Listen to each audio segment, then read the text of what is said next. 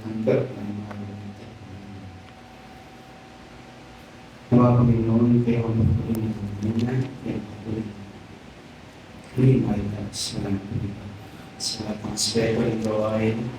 Ngayon, umagang ito, nawa kailangan ng aming matuloy, kailangan ng aming masimba sa pangalan ko, ng Panginoon si Kristo. Amen. Ngayon, magandang umaga po muli sa ating lahat. Ang umaga pong ito ay pagmulat pa lamang ng ating mga mata ay makikita na agad natin ang kadakilaan at kaluwalhatian ng ating Panginoon sa kanyang mga nilikha. Makikita natin ang kalangitan, mga puno, mga hayop, mga tao. Kita natin agad dito ang kanyang kadakilaan sa kanyang paglikha. Hindi lang doon.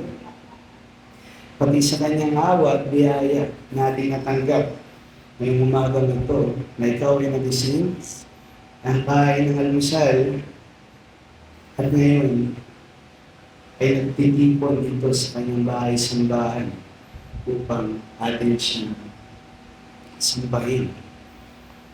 Ating pong pag-aaralan ngayong umagang ito ay makikita natin sa isang sikat na verse dito sa Psalm chapter 8. At ang tema po ng awit na ito ni Haring David ay ang pagpupuri sa ating Diyos na banal. Buksan po natin ang ating mga Biblia sa aklat ng Psalm chapter 8. Ako na lamang po, sundan na lamang po ng mga mata sa dito, verse 1. Psalm chapter 8. Kaluwalhatian ng Diyos at dinadalawang tao, kathali David upang awitin ng punong mga awit sa salong magitit. O Yahweh, na aming Panginoon, sa buong mundo, tunay kang dakila. Iyong papuri abot sa langit, pinupuri ka ng mga bata at bagong silang. Ikaw ay nagtayo ng isang tanggulan, kaya katahimik ang lahat ng iyong kawal. Pinagmasdan ko ang langit na iyong gawa, gawang kamay, pati ang buwan at mga bituin na iyong inilagay. Ano ba ang tao upang iyong pahalagahan? O anak ng mga tao upang iyong pangalagaan? Nilikha mo siyang mababa sa iyong kaunti. Naspos mo siya ng tangal at ng luwalhati. Iluwahan mo siyang pinuno ng lahat ng iyong nilikha sa mga bagay. Siya ang iyong pinamahala, mga tupa at kawan, pati na ang mga mababangis. Lahat ng ibong lumilipad at mga isda sa karagatan at ang lahat ng nilikha na nasa karagatan. O Yahweh, na aming Panginoon, sa mundo ay tunay ka. Dakila. Yung umagang ito, meron lamang po tayo isang bagay na pag-uusapan. Sa papaanong paraan natin, may kita ang kaluwalhatian ng Diyos. Unang bagay. May kita mo ang kaluwalhatian ng Diyos sa kanyang mga nilikha. Kaya nararapat lamang na ikaw ay sumamba sa Kanya. Napakadaming bagay na ginawa ng Diyos. May kita natin ang kanyang kaluwalhatian, pero ngayong umagang ito, tayo ay magpo-focus muna sa kanyang mga ginawa o kanyang mga nilikha. Ayon dito sa awit ni Haring David dito sa verse 1, O Yahweh, na aming Panginoon, sa mundo'y tunay kang dakila. Dito pa lang makikita na natin ang paghanga ni Haring David sa lahat ng nilikha ng Diyos. At lalo na sa ating Diyos. Ayon sa Kanya, sa mundo'y tunay kang dakila. Hindi lamang sa kanyang mga niligtas, kundi sa buong mundo. Ibig sa mga kahang walang pagkakilala sa kanya, ay kita ni Haring David kaluwalhatian at kadakilaan ng Diyos sa mga taong ito. Siyahin pa dito sa verse 2, kahit ang mga bata pa o mga bagong silang ay pinupuri ang Diyos. Pero hindi po yan mga literal na sanggol na nagpupuri sa ating Panginoon. Nakakita ka ba ng sanggol? Kaya kumanta ng holy-holy? Kaya nagbabasa ng Bible? At ikaw pa ang share nito? Di ba hindi po? Pero yan ang ginamit ni Haring David na paglalarawan sa pagpupuri sa Diyos. Dahil ang ating Diyos ay kayang gawin ang mga bagay na ito. Kanyang kadakila ang ating Panginoon. Kahit ang mga bata na walang kamuang-muang ay kaya niyang pagsambahin sa kanyang banal na pangalan. Dahil sa mga ilang verses dito sa Bible, ang ginagamit upang ipakita ang kaluwalhatian ng Diyos ay ang mga weak things o mga bagay na hindi kayang tumayo sa kanilang sarili.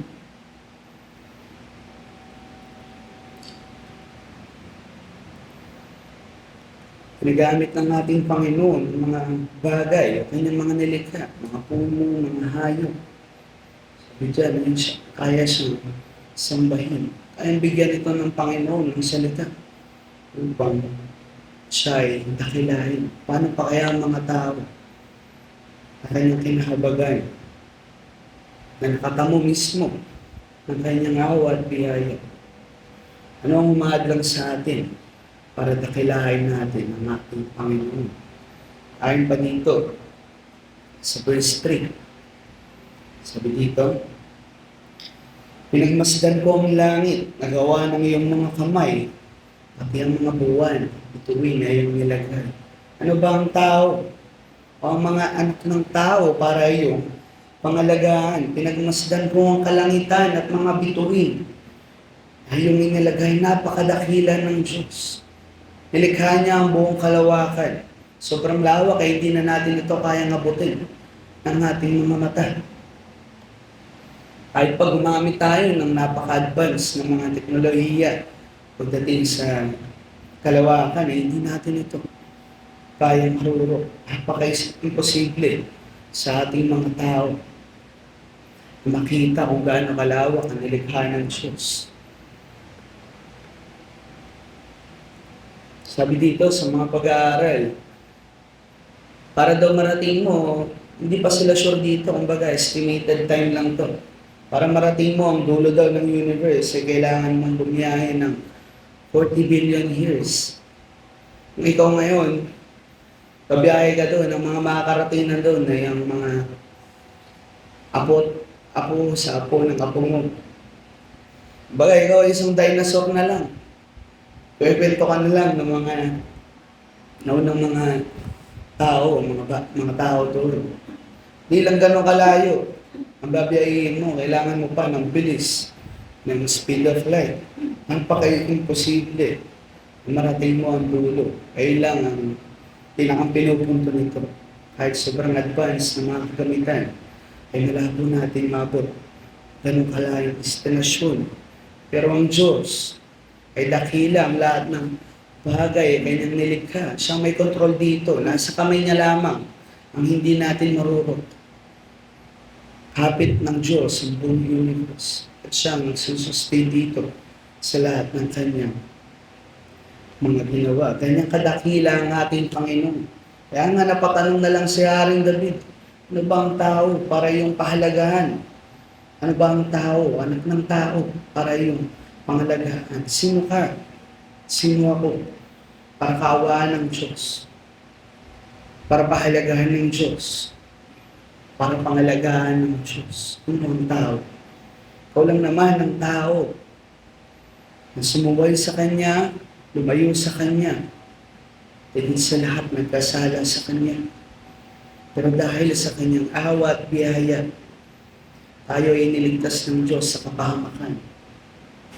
Buhat ng ating kasalanan sa pamamagitan ng pagsasakripisyo ng Kanyang bugtong na anak na si Yesu Kristo sa krus ng Kalbaryo para tayo ay pumasin sa ating mga kasalanan. Tayo mga tao ang pinakamagandang ginawa ng Diyos dito sa mundo ito. Taas tayo sa mga hayop sa ipapawid, kalupaan, karagatan. Tayo ang mga tao.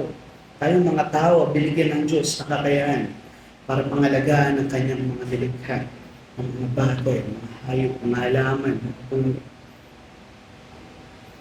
Kaya ikaw bilang isang Kristiyano, hindi mo lamang dapat nakikita Nilikha ng Diyos bilang isang magandang creation, kundi makikita mo, ginawa ng Diyos ito bilang isang bagay para ikaw ay magpuri sa Kanya. Hindi mo lamang basta nakikita ang mga bagay na yan, mga halaman, mga puno, bilang isang magandang nilikha, kundi ito pa ang maglilid sa atin para makita natin ang kaluwalhatian niya.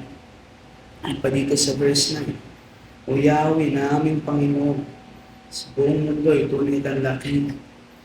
Ay kita natin dito ang kagalakan ni Haring David. Kung nakita niya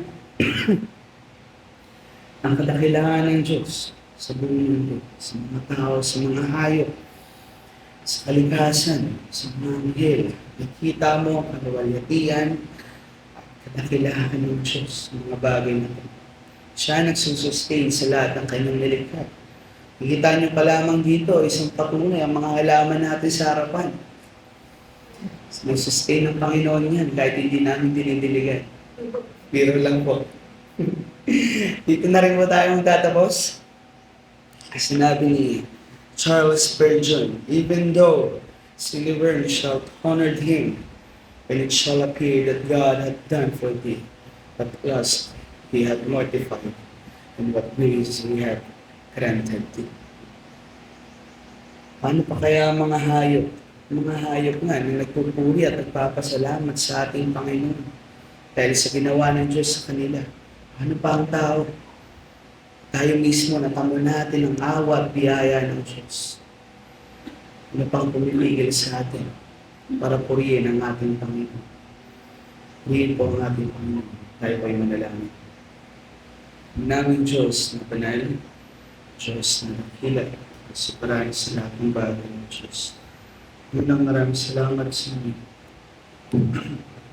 Awa at biyaya ang natanggap po, Diyos. Maraming salamat sa mga bagay na ito, ganoon din. Ilalapit po ang mga kapatiran namin. Papunta pa lamang dito, Diyos. Pagayin sila, yarin sa dito na ligtas sa Panginoon. Sama-sama po kami at purihin, sambahin ang inyong banal na pangalan ng umaga na ito. Sa namin, pinagkakatiwala ang lahat ng bagay sa pangalan ng aming Jesus. Amen.